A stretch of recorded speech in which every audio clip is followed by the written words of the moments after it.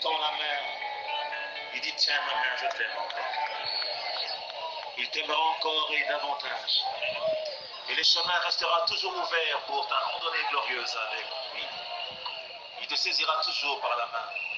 Et quand tu te seras fatigué de marcher, il te prendra dans ses bras. Parce qu'il est amour et il t'aime.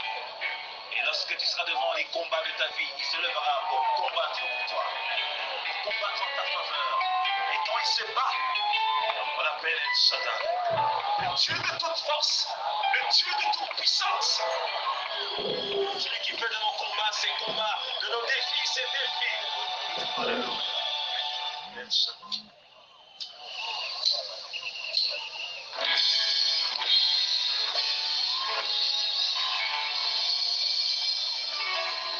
Shaddai, Adonai, le Dieu tout-puissant, le roi compatissant. Lui que le ciel révère, que la terre préfère, et tout l'univers le vénère. El Shaddai, le Dieu sans faille, je lui dois ma délivrance, il est ma puissance. Le Dieu de mes espoirs, qui m'est fait voir tous ses exploits, en lui je crois. Je trouve une place devant sa face, El Shaddai trouve ça demain dans mon corps. Laisse-moi t'écrire un chant d'amour. Oh, restons ensemble pour toujours. Oh, tendre Père, laisse-moi te dire un chant d'amour. Restons ensemble pour toujours. Il invite à oreille de mes souffrances, ainsi qu'à mes errances, dans les mauvais jours et devant tous les défis. En lui je me confie, et quand je crie El Shaddai, il me répond. De lui ma vie dépend. Je l'aime, je l'adore. Je l'aime, je l'adore. Je l'aime, je oui, tu as mis fin. Tu as mis fin. Ainsi qu'à mes errances, dans les rangs et devant tous les autres. Alléluia. Et quand je crie El Shaddai, tu me réponds. Toi ma vie dépend. Seigneur, je t'adore, mon roi. Je t'aime,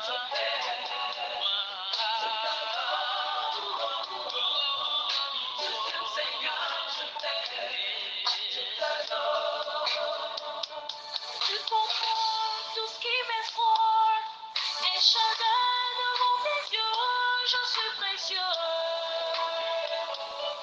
Car je vous l'offris de mon salut, la vie de Jésus-Christ, mon seul abri.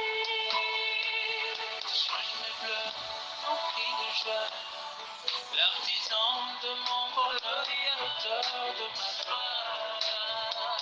Et l'ombre de ta main sur mon chemin, bien rassuré et lendemain. Je trouve une place devant sa face, El Shaddai pour sa demeure dans mon cœur. Laisse-moi t'écrire un chant d'amour.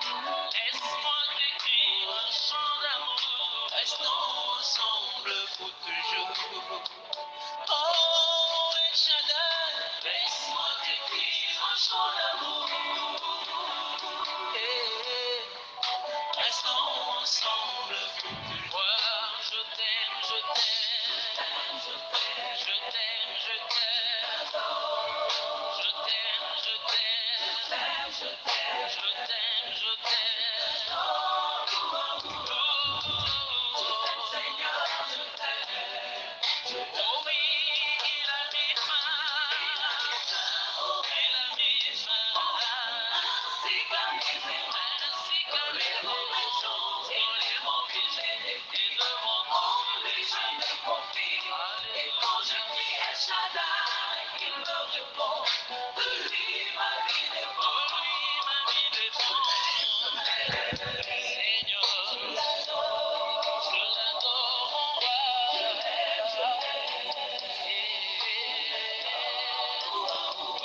Alléluia, gloire, gloire à Dieu, gloire à notre Seigneur Jésus-Christ.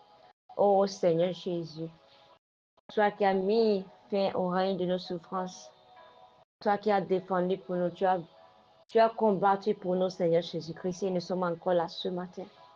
Parce que lorsque nous nous sommes couchés, nous ne savons pas ce que l'ennemi a fait. L'ennemi a semé l'ivraie. L'ennemi a semé toutes sortes de choses dans nos vies.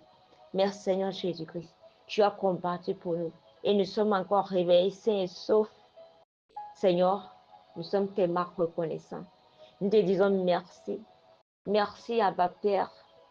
Merci, Seigneur. Merci, Seigneur Jésus-Christ.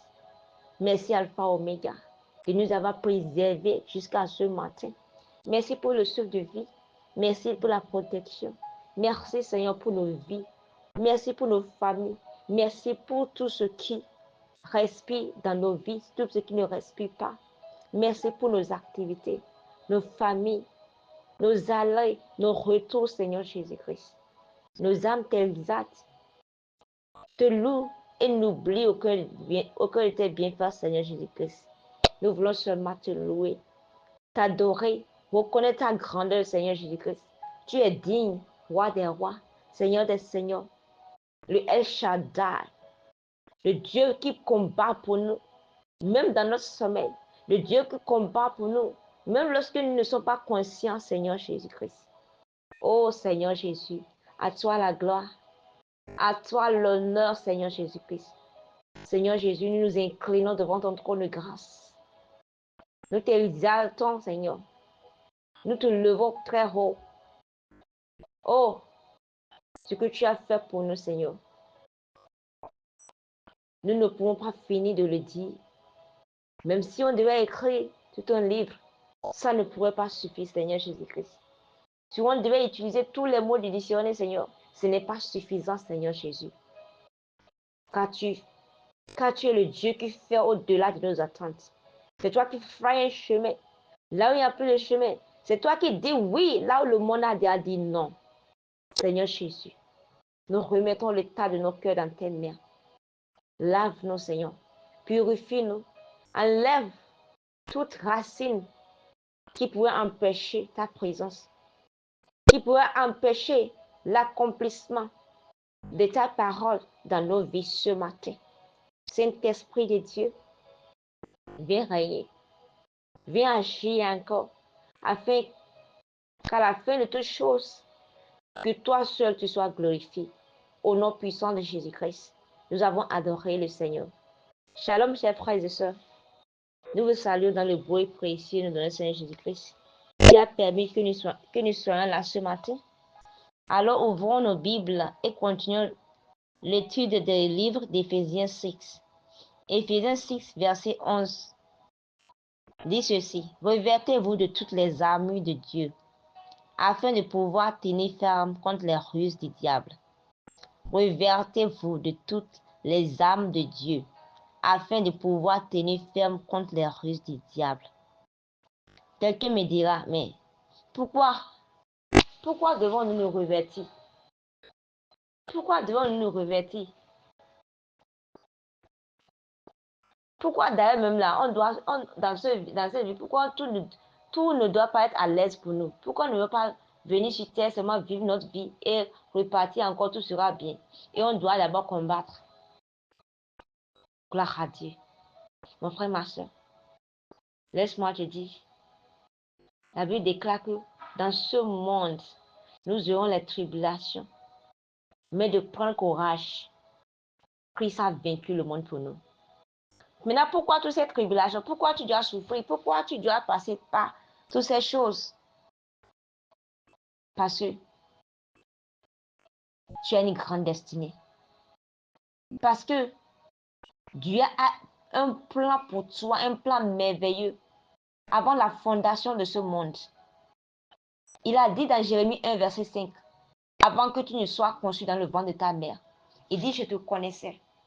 Je t'ai choisi. Je t'ai mis à part. C'était établi.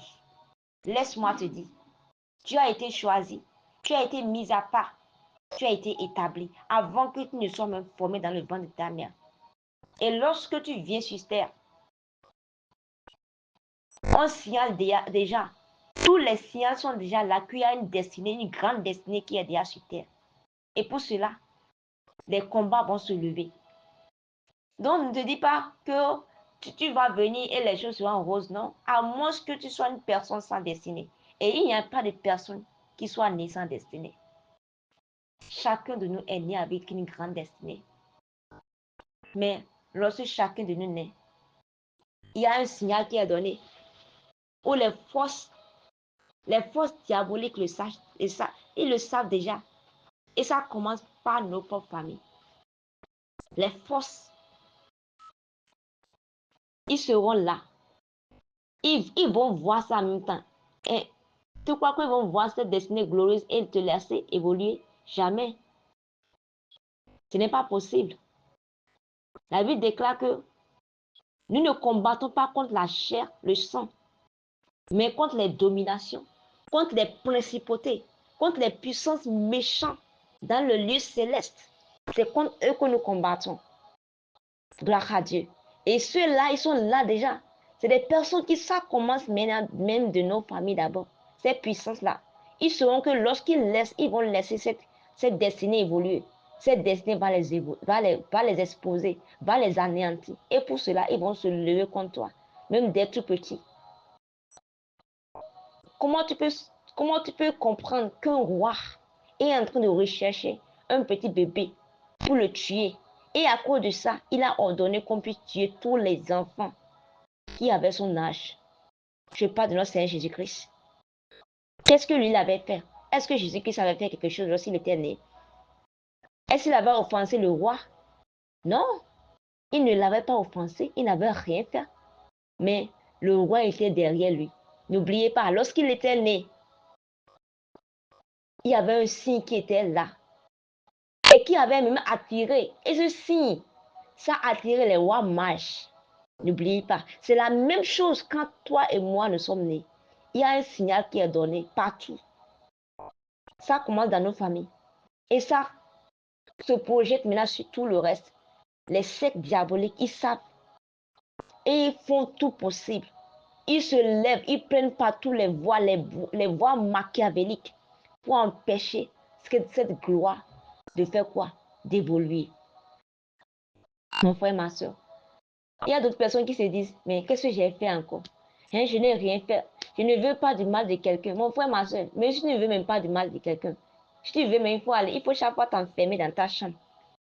Vous savez, ces forces qui te combattent, ces forces qui se lèvent contre toi, ce n'est pas des personnes physiques que tu vois. Ces personnes physiques que tu vois, c'est comme des instruments. Eux-mêmes là, ils sont animés par une force.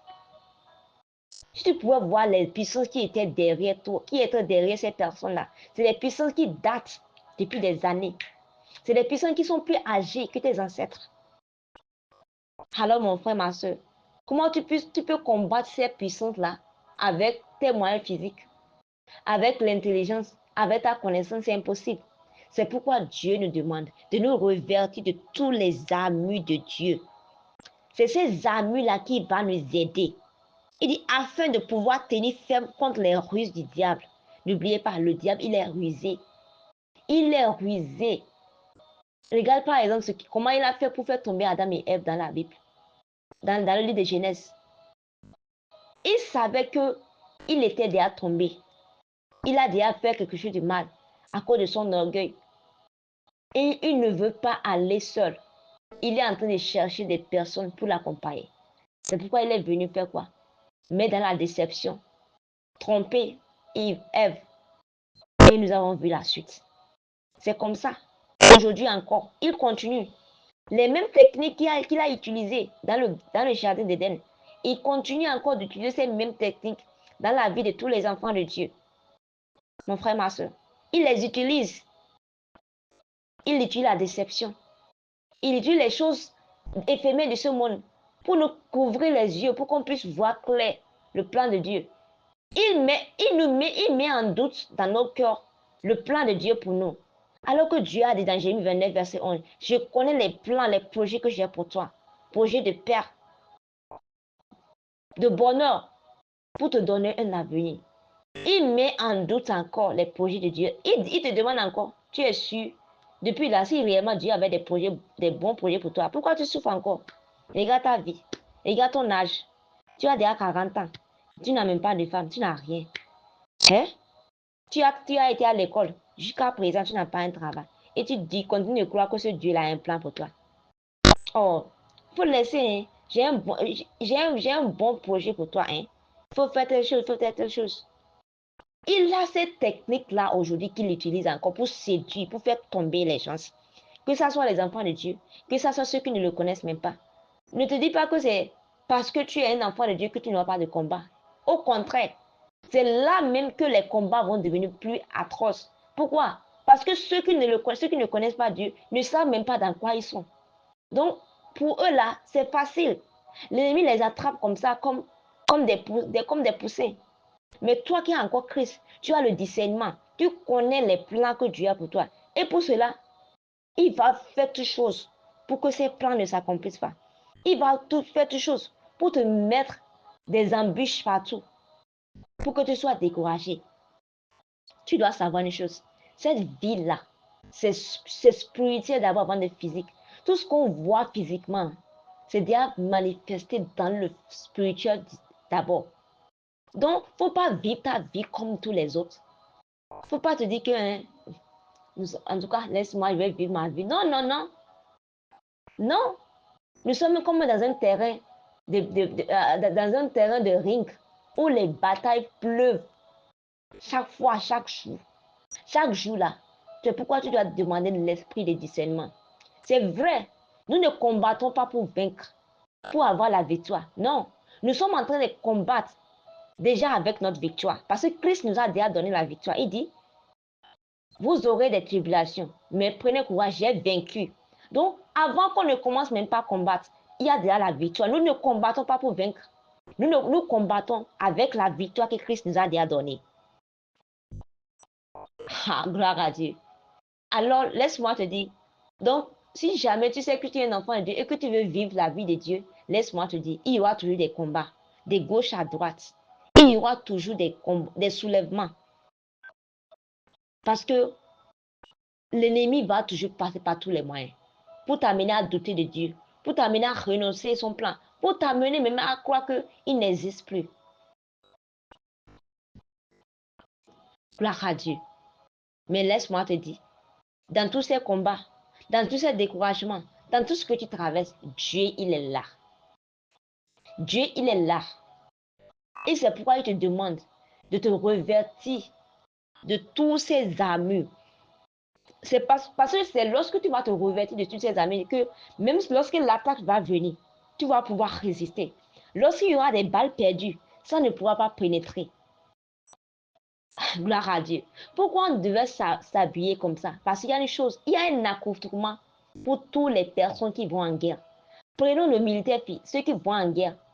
Les militaires qu'on envoie souvent dans les champs de bataille. Vous avez vu les accoutrements? Ce n'est pas des personnes qui s'habillent, c'est comme des personnes ordinaires. Non. Leur accoutrement. Tu ne peux pas dire que tu es un militaire qu'on vient envoyer et que tu vas t'habiller comme un civil. Ou bien tu vas garder des jouets, des fusils en jouets. Non, non, non. Tu t'habilles tel que ton nom l'indique. C'est la même chose nous en tant qu'enfants de Dieu. Il y a un type d'habillement qu'on doit avoir, qu'on doit porter. Si on veut éviter les balles perdues. Et ce sont les armures de Dieu. Gloire à Dieu. Ce sont les armures de Dieu. C'est ça que Dieu nous demande de nous habiller de cela. Afin de pouvoir résister aux ruses du diable. Alléluia. Alors mon frère, ma soeur, sache une chose.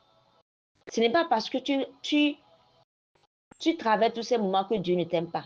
C'est à cause de ça qu'il t'a abandonné. Non. Il ne t'a pas abandonné. Il a dit que je ne t'abandonnerai point. Je ne te délaisserai point.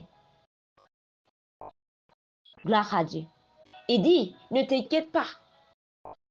N'aie aucune crainte. Il dit que si tu traverses l'eau, elle ne te submergera pas. Si tu traverses le feu ne te brûlera pas. Ce qui voudra dire quoi? Tu vas traverser l'eau forcément. Il n'a rien à dire. Ce que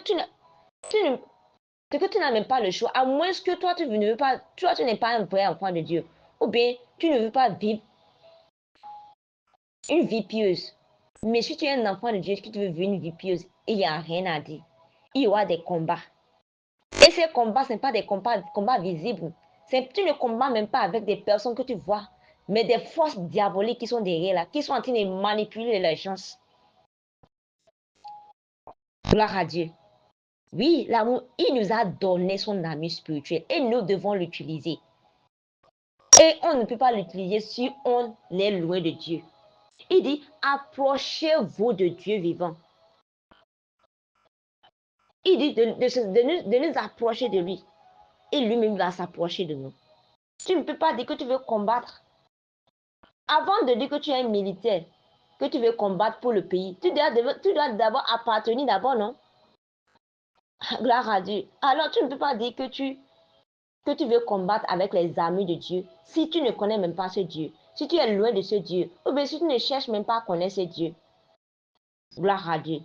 Alors lorsque tu t'approches de Dieu, par tes prières, par sa parole, en méditant sa parole, parce que c'est dans cette parole qu'il y a la vie, c'est dans cette parole qu'il y a ses amis. Par la foi. Sans la foi, l'une ne peut plaire à Dieu. Sans la foi, tu ne peux même pas demander quelque chose à Dieu et tu vas recevoir cela.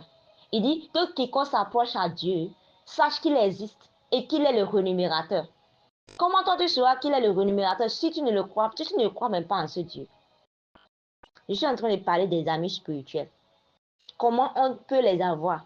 C'est dans la prière, en s'approchant de Dieu, dans la méditation de sa parole, par notre foi, par notre justice et notre salut. Laisse-moi te dire. Notre justice, là, c'est comme un vêtement déchiré. C'est comme des torchons. Nous avons la justice en Christ, par son sang qui est versé à la croix du calvaire. Et par notre salut. Mais sans le salut, tu ne peux rien faire. Sans le salut, le diable va t'utiliser comme ça, comme une marionnette. Parce que tes yeux même sont fermés. Tu n'as pas le discernement de savoir que, ok, voici cette personne qui me combat. Voici les armes que je vais utiliser. Gloire à Dieu. Un militaire qui n'a pas suivi la formation, comment on peut l'envoyer dans un champ de bataille? Non. Il doit d'abord appartenir là. Il doit suivre la formation. Et là, on peut l'envoyer. C'est la même chose. Donc, ça passe par le salut. Tu dois accepter Christ, le connaître. Maintenant, marcher selon sa volonté. Et c'est là maintenant qu'on t'envoie en te portant quoi? Tous ces armures. Gloire à Dieu. Et c'est ces armures qui nous protègent contre les attaques extérieures. Ces armures nous protègent contre les balles perdues. Tu vas voir que la plupart de ces militaires ont des antiballes. Lorsqu'on envoie des balles comme ça ne rentre pas. C'est la même chose, nous aussi, en tant qu'enfants de Dieu. Pourquoi on nous demande de nous protéger, de nous revertir de toutes ces armures pour pouvoir faire quoi? Lorsque ces balles vont venir, ils ne vont même pas traverser contre nous. C'est pourquoi on dit quoi? Dans la parole de Dieu, que toute âme forgée contre nous est nulle et sans effet. Et toute langue qui va se lever contre nous sera condamnée. Cette parole sera effective dans ta vie lorsque tu te revers des armures de Dieu. Alors pour toi qui déclares chaque jour cette parole, tu sais maintenant d'où la source de cette parole vient. Cette parole est pour ceux qui sont protégés, ceux qui se sont revêtus des armures de Dieu. Gloire à Dieu. Alors aujourd'hui, je ne sais pas par quoi tu passes. Je ne sais pas quel combat s'est levé. Laisse-moi te dire, tu n'as pas été la première personne. Les gens se sont levés contre Jésus. Depuis qu'il était tout petit, jusqu'à ce qu'il ne grandisse, les gens se sont levés. Les gens l'ont combattu. Même lorsqu'il allait encore à la croix. Mais Dieu ne l'a pas abandonné. Dieu s'est levé. Dieu a défendu. Dieu a combattu pour lui. Regardez le Moïse. Lorsqu'on voulait, regarde les circonstances qui sont entourées dès sa naissance. Les gens n'ont même pas voulu que les enfants mâles naissent en ce moment. Mais Dieu a permis qu'ils naissent. Dieu a permis qu'on puisse l'entretenir. Il a grandi encore dans la maison de l'ennemi. Dieu a permis cela parce que Dieu avait un plan. Gloire à Dieu. Et Dieu a encore utilisé tous ses ennemis pour l'amener à grandir, pour le former en plus, pour l'amener à connaître toutes les techniques de ce pays. Mon frère, ma soeur, tu ne sais pas par quoi tu traverses. Tu ne sais pas quel combat s'est levé pour toi depuis que tu es né, lorsque tu as grandi, dans ton lieu de travail là où tu es actuellement, dans ton service, dans ton commerce, dans ton mariage, dans la vie des enfants. Je ne sais pas par quel combat tu es en train. Je ne sais pas par quoi tu traverses de toi, mon frère et ma soeur. Mais je sais une chose. L'Éternel se lèvera. Il se lèvera comme un puissant guerrier. Il va combattre pour toi. Peu importe ce que tu traverses. Alors, prends la décision ce matin de te revêtir de l'armure complète de Dieu. Lorsque tu marches avec lui, aucune attaque de l'ennemi ne peut pas te vaincre. Prends la décision. Arrête de te lamenter. Il t'appelle de tout le laisser. C'est lui seul qui peut le faire pour toi. Seigneur Jésus, le El Shaddai, nous te rendons grâce pour ce moment. Merci parce que nous ne sommes pas seuls. Nous ne sommes pas délaissés à nous-mêmes. Nous ne sommes pas comme des personnes qui sont sans Dieu. Nous t'avons, Seigneur, sois qui est notre bouclier. Tu es notre rédempteur, Seigneur Jésus. Seigneur Jésus, nous demandons encore ta main puissante. Ta main puissante. Alors que nous revêtons de tous ces amis, Seigneur, aide-nous, Seigneur, à résister à toutes les attaques, à toutes les techniques de l'ennemi au nom puissant de Jésus. Aujourd'hui, nous choisissons l'armure complète. Nous choisissons de nous revêtir de l'armure complète. Fortifie notre foi, Seigneur. Protège notre cœur et aide-nous à tenir bon face à toute attaque de l'ennemi. Que ta vérité nous guide et que ta puissance nous protège. En ce jour, Seigneur, sois notre guide. Donne-nous la sagesse, l'intelligence, la connaissance. Protège-nous contre toutes les attaques de l'ennemi. Au nom puissant de Jésus-Christ. Que tes anges nous précèdent ce matin pour détruire tous les plans de l'ennemi au nom puissant de Jésus-Christ. Que tous les ruses du diable, toutes ces embûches qu'il a déjà préparées pour nous, qu'elles soient nulles et sans effet. Seigneur, donne-nous l'esprit de discernement. Seigneur, donne la force de demeurer ferme dans les moments de tribulation, dans les moments de découragement. Aide-nous à pouvoir regarder à toi seul, afin que la gloire te soit rendue. Merci car tu le fais déjà. Au nom puissant de Jésus-Christ, nous avons prié. Excellente journée à chacun de nous tous et shalom.